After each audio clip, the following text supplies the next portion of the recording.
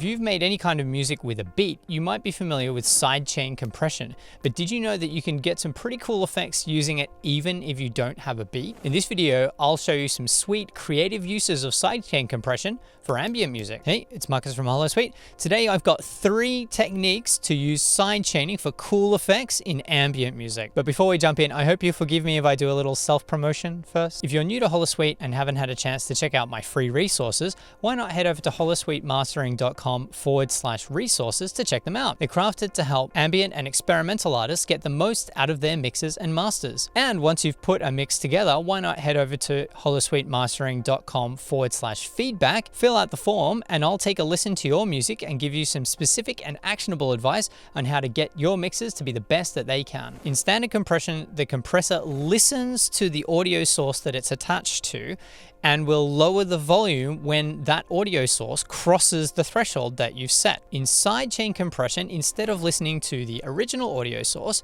we attach it to another audio source, so when that crosses the threshold, it brings down the audio on the original source. And it results in a kind of ducking effect, i.e. it pulls the original source out of the way so that the sidechain source can pop in. In electronic music, it's super common to use this technique to help the kick punch through the bass line. You put the compressor on the bass line, sidechain it to the kick so that when the kick crosses the threshold, the bass line is pulled down very briefly so that the kick can punch through. Fun fact, the reason why we need to use this kind of technique is because the frequencies of the kick and the bass are similar enough that usually some kind of frequency masking occurs. For more information on frequency masking, check out the video in the top right here, right now, and I'll link it at the end of the video as well. All right, enough yammering, let's get to the good bit. Okay, so the first technique we're going to look at today is the standard kind of ducking technique that you might find primarily in electronic music. Now, of course, it's a little bit more difficult to do that in ambient because the reason it works so well in electronic music is because the kick drum has a very sharp transient. It really peaks up quite high, and that's an easy trigger for a compressor. We can set our threshold pretty conservatively and still get a good effect. But often in ambient music, we don't have anything that has a very strong transient, but there are a couple of ways to work around this or some compromises that we might make to get the same kind of effect. Now, why might we want to use ducking in ambient music? Well, primarily because we have so many big, large pads, we kind of don't want them to be diminished when something new comes in, but we want them to move very slightly out of the way so that anything that wants to kind of pop in and out of the mix can do that without having to fight that big pad. So in my example track here, I've added quite a big, thick pad to it.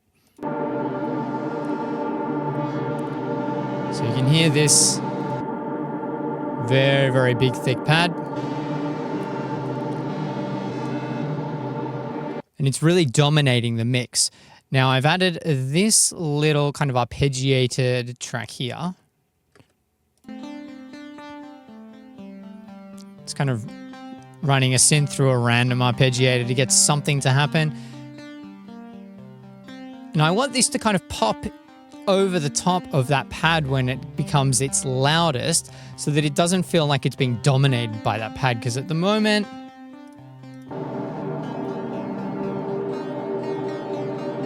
they're kind of fighting each other a bit, right? So what we're going to do is on my big pad here, I've set up a compressor, and for the sidechain, I've chosen my track here, Labs. So when the volume goes up, when the volume is at its loudest, it's going to pull down the volume of that pad very gently so that it allows it to pop through a little bit more. So let's listen to it with the compressor turned on. We'll start with it off. Okay, let's turn the compressor on.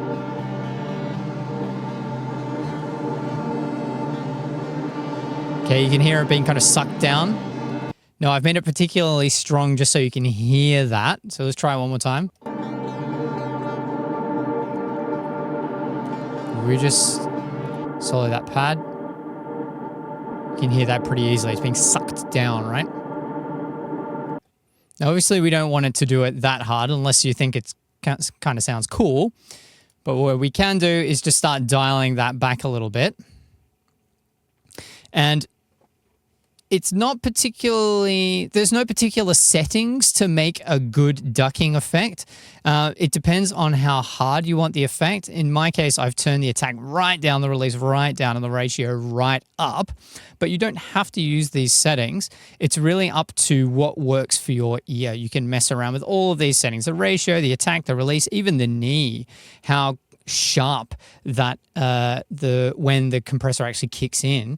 You can mess around with all these settings to just get the best effect for you, right? In my case, I think I'm just going to turn up the threshold a little bit, and that might be enough. Okay,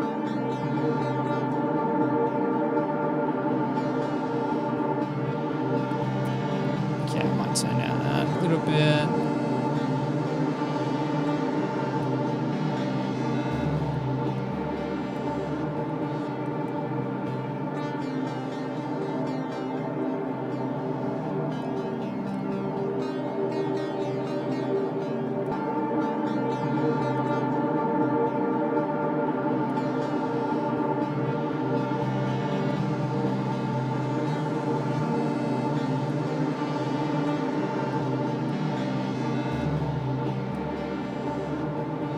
Okay, we're getting a bit more of a subtle effect.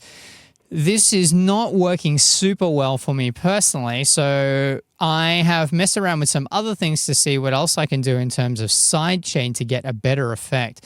So this might work sometimes with a standard broadband compressor, but because this pad is so big and thick, and because it takes up so much of the mix, it's kind of obvious when it gets pulled down, right? So if you don't want it to do that, but you still want to be able to let that kind of labs, the arpeggio push through, one thing that you can do is use the old TDR Nova, and I'm using it in dynamic mode. And I've selected this section here, and you can see that I've turned it into a dynamic EQ by pressing the threshold. This is the free version, by the way, so all of these features you can get using the free version. I'll stick the link to this in the description so you can grab a copy of this as well. And what it's going to do, if I sidechain, so I'm using the same settings here, I've sidechained against the labs, and then I'm clicking on external sidechain. And then what that's going to do is when the volume goes up for the arpeggio, it's now only going to pull down the top half of the EQ spectrum. It's not going to pull out the bottom half, which is where that pad has most of its energy. It's just going to pull down the top half a little bit, and you'll find that the effect is much more subtle, but it does a good job of letting things poke through. So let's have a go.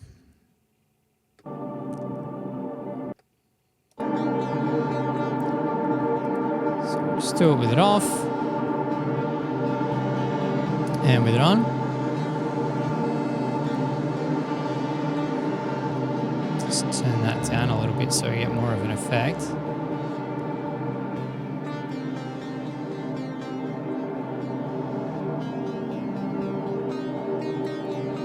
So we just switch between it off and on.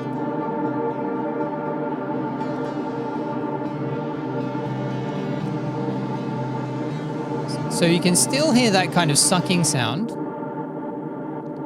but it's not as full on as the other one. If we listen to the broadband compressor.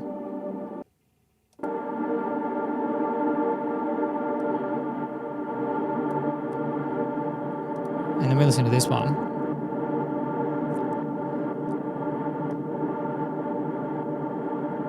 So it's preserving that bottom end, so it doesn't make the entire mix sound like it's been kind of sucked up.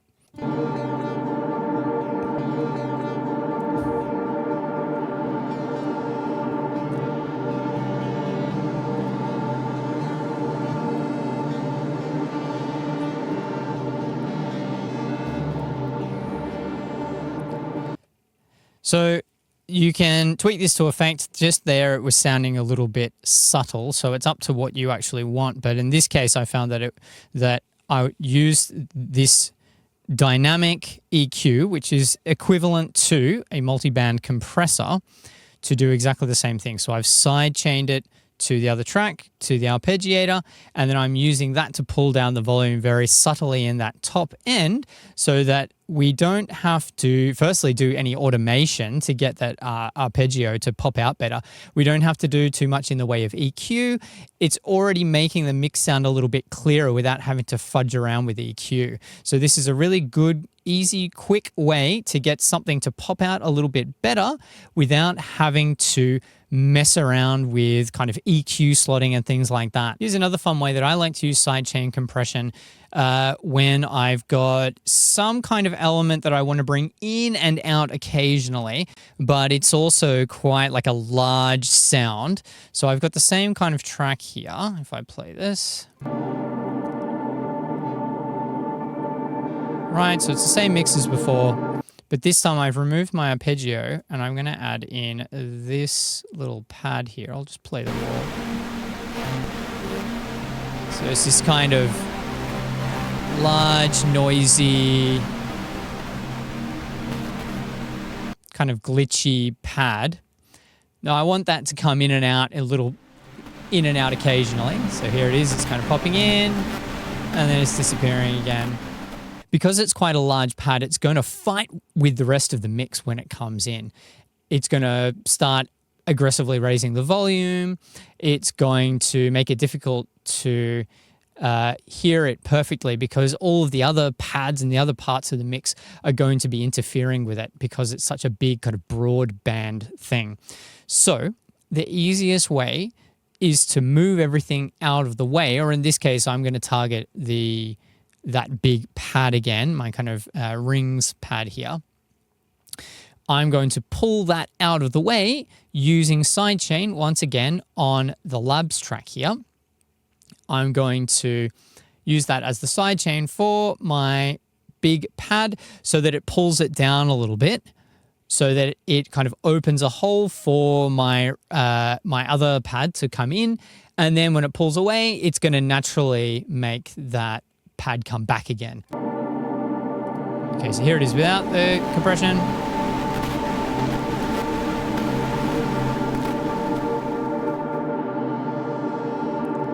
So it's not too bad, but if we put the compressor on,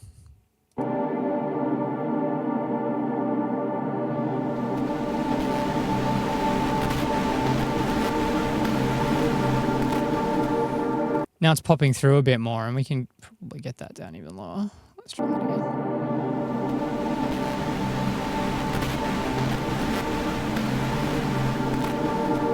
So that's probably a bit extreme.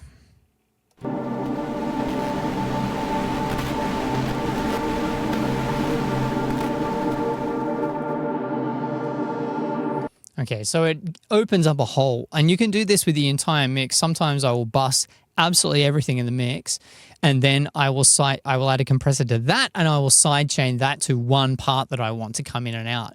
And you can do this with multiple parts, have them all kind of duck each other out of the way as they're coming in, and that way you don't have to mess too much. Like, it's not going to mess too much with the volume because it should. As it's adding volume in one area, it's pulling it away using that sidechain compression, right? So there's a push and pull effect happening throughout the track. Once again, we can do the same thing with the Nova using the multi-band style of sidechain compression. So I've sidechained that to the labs and I've added it as a multi-band. I've got a very short attack, which I might extend out a little bit. Pretty short release. Let's see what that does.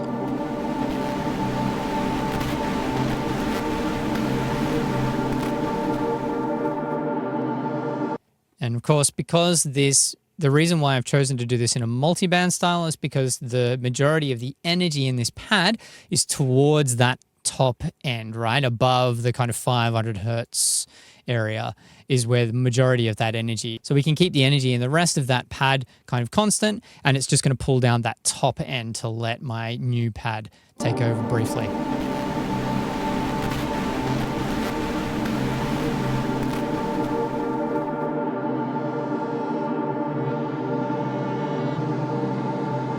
So this next trick I call the Ben Frost bass overload trick. And it comes from that sound that Ben Frost and people like, I guess, Tim Hecker as well use a lot, which is when a bass comes in, it will kind of crush the mix briefly as it takes over. This sound is something that's common in the analog realm, because when you add a bass has to be quite loud compared to the rest of the mix for it to be heard properly by the human ear. And so when you add bass, it usually adds an immense amount of volume to your mix. And if your mix is already quite loud in the analog realm, adding that bass is going to hit the limit of that audio hardware, and it's going to compress everything down really aggressively. That's why if you hear something on tape with like a really strong bass, it tends to just overload the entire thing. It doesn't work as well in the digital realm, and I'm not sure exactly why, probably because we don't have that headroom. Once we hit 0 dB full scale, that's it. It's going to clip. So I found that the easiest way to do this, to create that kind of feeling, is to make our own compression that is triggered by a strong bass coming in, and keeping that separate from the bass so that you can still hear that bass properly. It's not going to distort anything, but everything else will be pulled down together to go with it. So I'll play you what that sounds like. So I've got my same mix again, but this time I have added a kind of strong bass line here. So if we just listen to it all.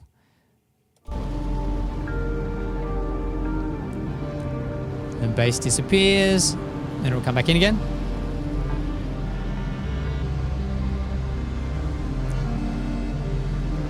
So it's quite a deep, quite a strong bass. At the moment, it's not really kind of taking over the mix, right? It's sitting pretty well, but I want to give it that feeling, that really aggressive feeling, that it's really kind of crushing the mix. So what I've done here is I have grouped all of the other parts of my mix into this group here, 2 group, and I've added a compressor to it, which I have sidechained to my number 1 here, my bass, so that when the bass kicks in, it's going to aggressively compress the rest of the mix down. So let's hear what that sounds like.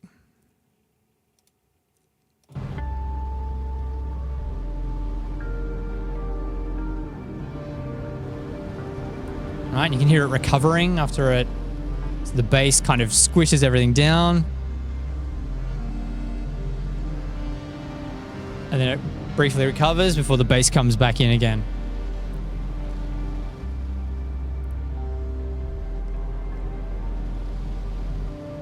And I mean, if you really wanted to give it that full analog feel, you can add like saturation or something like that as well, and have that side chained so that the wet dry comes in when the bass comes in as well. There are lots of ways to kind of get that.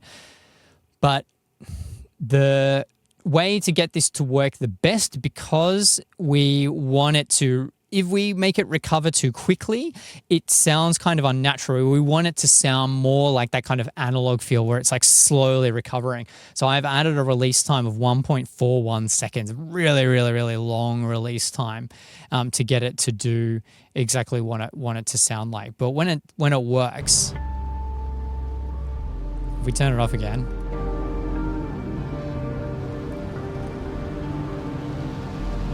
back on.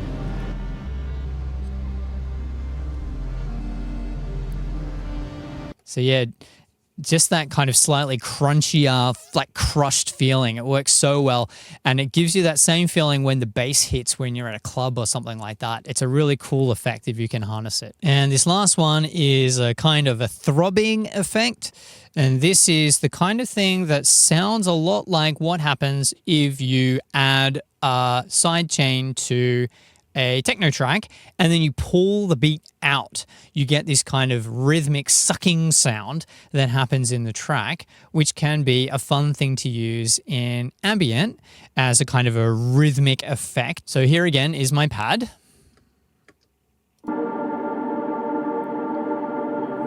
Okay, this time I have added a new track down the bottom here, which is just a acid kick that I've pulled from the Ableton library.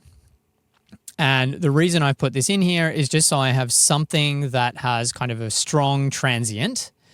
You know, it's quite, it's got like a big peak that I can use as a trigger for the sidechain. and I have muted this track, so I've turned it off, so it's not actually making any sound, right? It's just there to be the trigger for the sidechain. So if I'm going to go up to here, and once again, I've added a compressor. I've turned on my sidechain. I've sidechained it to my acid kick. And this time I've got it with a pretty strong ratio. It's got quite a slow attack and a very fast release. So let's have a go.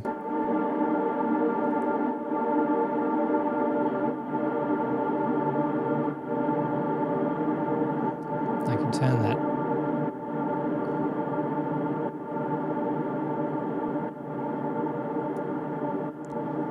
So it's kind of sucking it out at rhythmic intervals. And once again, you can do that for the whole mix if you want. I'm just doing it for this one pad. It's a pretty cool effect. You can mess around with the settings to get some even cooler effects. So this one, I've got quite a long release time.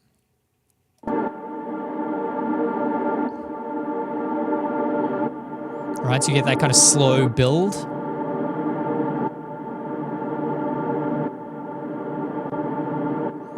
And so all this is basically automated. I don't have to draw in any automation or anything like that. It's just going to keep doing that. I feel like it's the kind of cheat option if you want to make a sound like that without having to mess around too much with settings. And once again, you can do the same thing with a multi-band. So I've got my Nova again, once again. And this time, I'm just going to suck out that kind of middle area here. You can see I'm using this band here at around 500 hertz, 582 hertz. And I've, once again, just messed around with my threshold ratio attack and release to something that sounds good to me.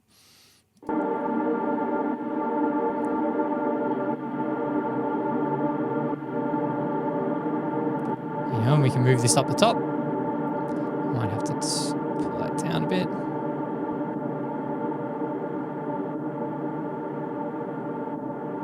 Get some cool effects there. Do it in the bass. Oop, okay, too hard.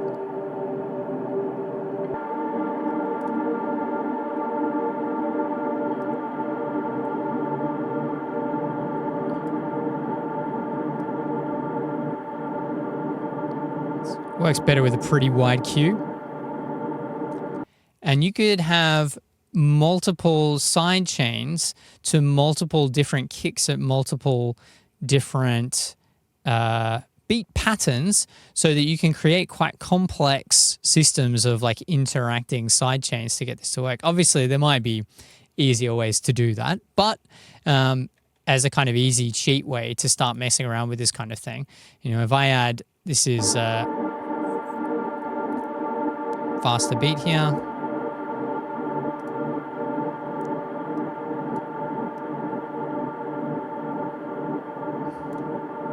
Let's mess around with that.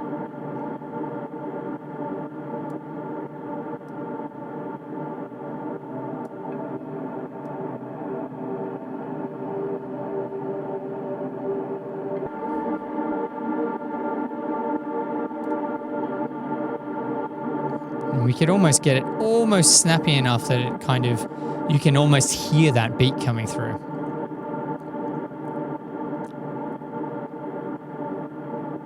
Pretty cool. So if you like these, try them out on your next mix and let me know in the comments how they went for you. If you found this video helpful, please do click on the subscribe and the like buttons to support this channel. Check the links in the description for my free resources. There's also a link to request a free master sample from me, so check those all out. Click here to check my video on frequency masking, which will give some background about why it's so important to use side chaining to get a clean mix. And until next time, keep making music. Cheers.